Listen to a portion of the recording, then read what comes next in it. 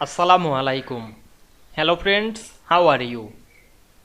In this video, I am going to show you how to spill text into two columns in a table in Affinity Publisher.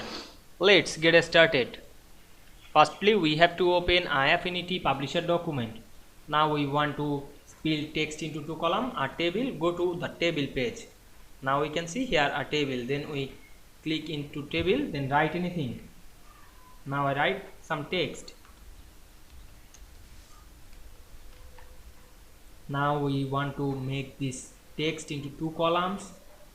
Select this option and we can see here the columns number. Now we increase the column and we can see we increase 6 column, otherwise you increase another column. Then select the text and press Ctrl X on our keyboard, then go to the another cells and paste in this, then click outside of the table.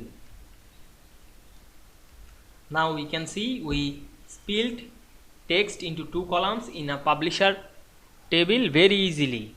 I hope you enjoyed the video. Please like, comment, share and subscribe my channel. Thanks for watching.